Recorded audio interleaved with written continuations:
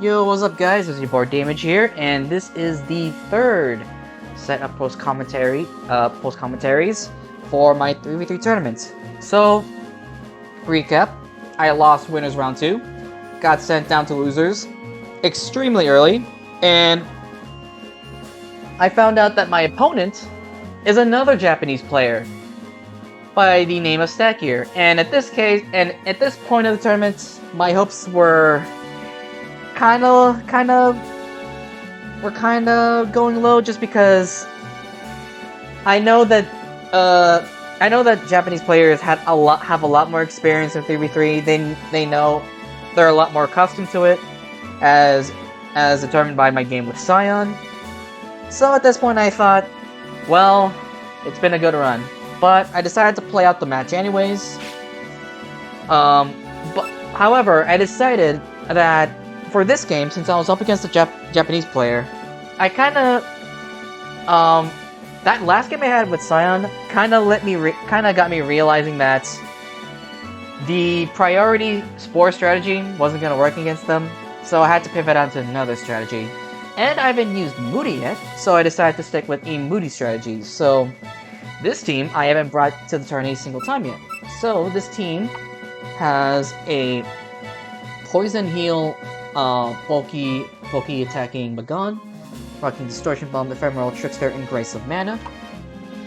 It's also rocking a Power Wagasagi, rocking Fairy Dance, First Aid, Frozen Prison, and Infinite Scales with Power Food Rations. It's rocking a physically defensive extra Lyrica. It's rocking a Poison Trap extra Hina. It's rocking Bright Powder Moody Kokoro with Grace of Mana, Spiritual Natural Border, Tri-Effect, and Twin Thrust. And it's rocking a Sash Sukuna to revenge kill stuff. So the goal of this team, or what this team is intended to do, is just win with Moody plus T-Spikes, or win with Wagasagi and just her clicking Quiver Dance over and over with some support from Lyrica. And Magon could be here as a bulky attacker that could switch into stuff and just heal up, and potentially stall out opponents with Hina's Toxic Spikes. So that's the team. Now I'll get into the game, and I believe the code here is 3656. So the game starts, we see the Japanese tag, and he leads off with Speed Shizuha. And this guy decides to set Seiryu, which kind of threw me off guard. But I was determined to set Poison Traps anyway, because one thing that I remembered about this matchup in particular is that this guy didn't have a grounded poison. So I knew that Toxic Spikes were going to be invaluable here. This guy encores me, which was fine, since I was gonna set Poison Trap. I was planning to hit this thing, but the encore was fine. Since I was locked in the Poison Trap, I obviously had to switch out. This guy brings in his Southern Expanse extra Chen, which was pretty scary, but I had a defense Kokoro at the ready. And this guy decides to go for Belly Drum immediately, which I will say, no you. So his biggest threat to this team, as far as I was aware, was gone, which was pretty nice. And the Moody boosts were starting to kick in. The guy sends out extra Keiki. So now I know his entire team. Now it's Speed Shizuha, extra Keiki, and yeah, Speed Shizuha and extra Keiki. I decided to protect here to get a Moody boost, as this guy goes for Lightning Cut. I'm gonna get a special attack raise and a defense and a focus defense debuff. Now I will say, this next turn, I'm not gonna lie, even though it does make sense because I did get the defense raise, I'll admit it's a little bit BM. I didn't have to do this. I could have just swung with Twin Thrust, because I don't think even at -1, extra Keiki killed me. But I thought, this guy is probably gonna go for Lightning Cut because there's no way he goes for Distortion Bomb here. I'm just gonna go Sukuna. I do. And then Sukuna cleans from here. But yeah, after a pretty rough winners round 2, I felt pretty good going into here because this was a pretty solid game on my part.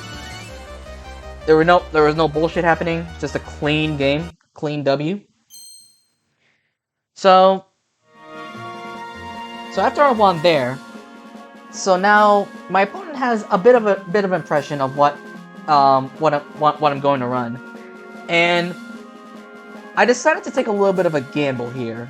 So I noticed that this team had an extra Chen.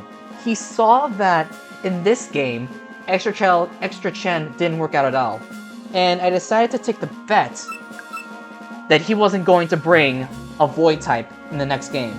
Therefore, I decided to bring this funny team again.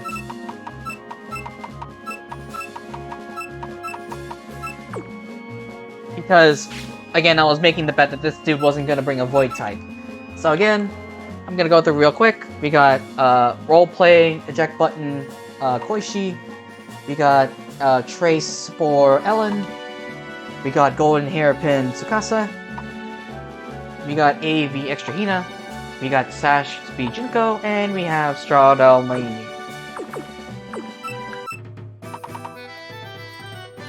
Oh wait, wrong thing. Now I believe the next game is 8-4-1.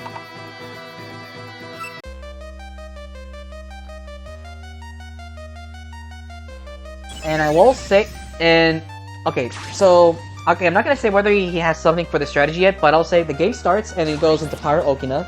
He switches into the Defense Yuma, of which he already traced my Prankster for me, so I thought that was pretty funny. And I thought, oh wait, no, I didn't switch it immediately. I decided to confuse Ray, this Yuma, in the hopes that I'll get a clean switch into the Ellen. As I do that, he decided to Toxic me, which was really nice, because had I switched into my Ellen immediately, she would have been Toxic and that would have been really bad. So then I go into Ellen. I go into Ellen because I don't think he's gonna Toxic again. And he goes into the extra Kataka. And then here I do my thing. Now I will say, seeing the extra Kataka was a little bit concerning, mostly because in the last game, or in the last game that I used the strategy against Scion, he had a especially bulky Seki Bonky, which was pretty concerning, and I would like to think that extra Kutaka would run Silver Hairpin, because extra Kutaka actually has good special bulk, and definitely does have the move pool to run Silver Hairpin. So even though it looked like I was having free reign with having priority spores and just getting to set up whatever I want, I was a little bit nervous because much like the previous video, it basically came down to can I get this guy to sleep for enough turns for me to set up the +6 and win. Well, he set up the +6 and then hit the Kutaka enough times for me to win the game.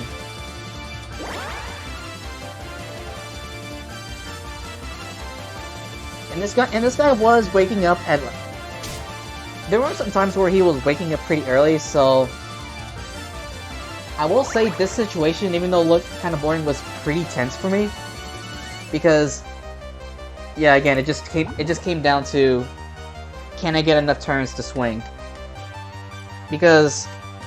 I'd like to think that I didn't have enough turns compared to this game. But...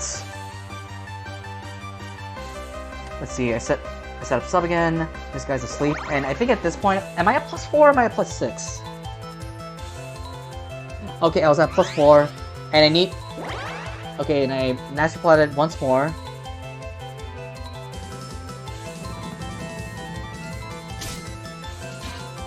Okay, this guy take over, and I think this was either my 4th or my final spore. I don't exactly remember.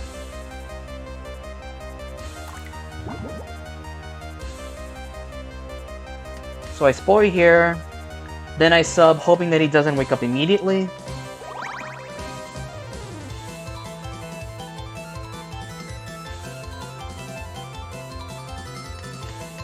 He doesn't, and then this was the moment of truth. This was to see if my opponent was Assault Vest or not.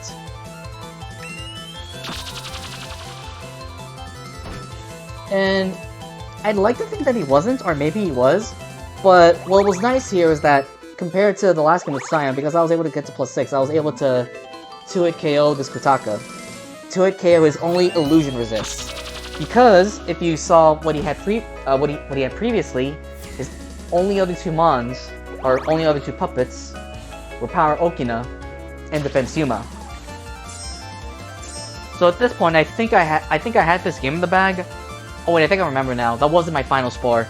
I decided to spore the Yuma just in case this thing was Silver Hairpin, because at the time, I wasn't entirely sure if it was Silver Hairpin, because that looked like too much damage to be Silver Hairpin. So I spored the Yuma out of safety. And then I just have to presume that I one-shot this thing? Okay, I one-shotted it. And then from there, this was game.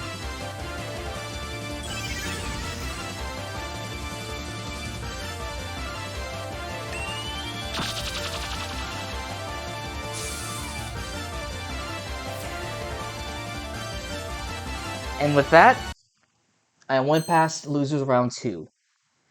So, I will say, not gonna lie, at this point, my confidence was starting to get back up again, because even though I lost to a Japanese player, I still won against one, so my confidence started to slowly rise back up. But, yeah. GG's to my opponent, and I'll see you guys in my next video.